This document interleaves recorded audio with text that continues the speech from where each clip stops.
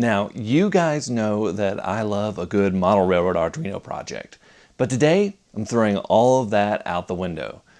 We're going analog and controlling turnouts with these.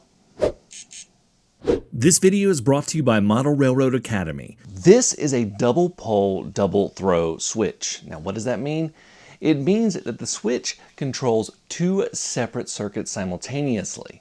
When you open these up, you'll see 6 contacts isolated in 2 rows of 3, a rocker arm on each row, and this rocker arm lets you touch 2 of the contacts at the same time, completing the circuit. Now, it has 3 different positions, and the middle position does not complete the circuit, so this is known as an on-off-on switch. These have many uses in model railroading. They can switch 2-aspect signals, turn on track power, even reverse polarity of a reversing loop of track.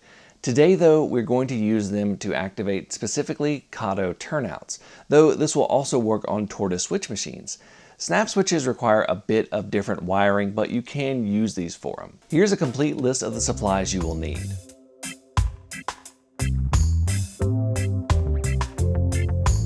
We're going to be doing 2 different types of switches, a single turnout and an interlocking set of turnouts. In order to make this work, we'll need to do some wiring. This is why I like these switches particularly. They have screw terminals.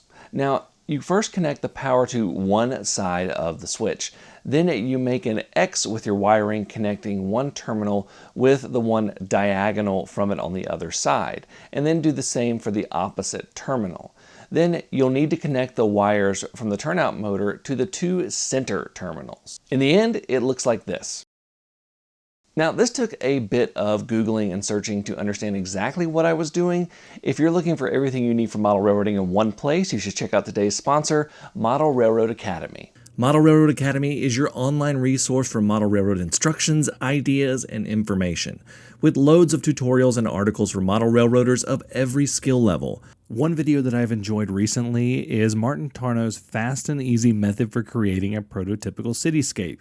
He uses a laser cutter, which is something that I have, which means this is really interesting to me, and I like seeing how he does it.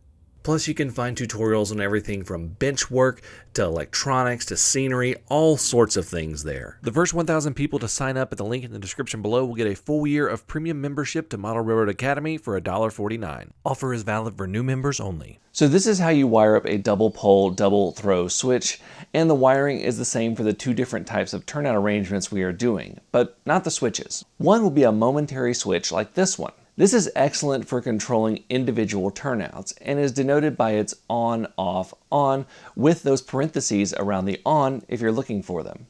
The other will be a regular switch denoted as on, off, on without the parentheses. This will stay in the position that it is thrown and not have that little jump back, that spring back. To be clear, both of these will work for either turnout arrangement. But since you only need a brief burst of power, the regular switch is a bit more cumbersome to operate for the single turnout versus the momentary switch. Now, let's start with the single turnout arrangement. All I need to do is wire some power up to it. I do this using a barrel plug adapter, and I'm using a 12-volt 1-amp power supply, though I have done this with 9-volt power supplies as well. Now, let's see if it works. For the record, this is a temporary setup. Don't judge me on the tape.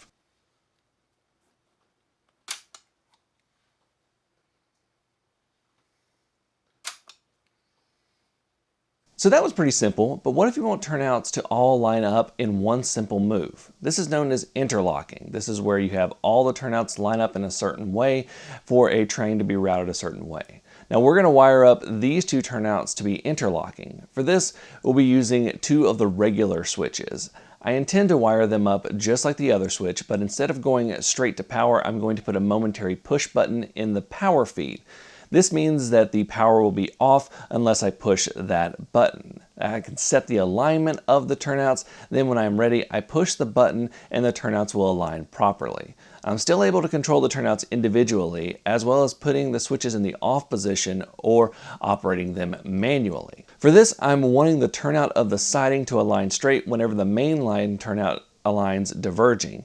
I flip the switches and then I push the buttons and bam! We've got interlocking turnouts.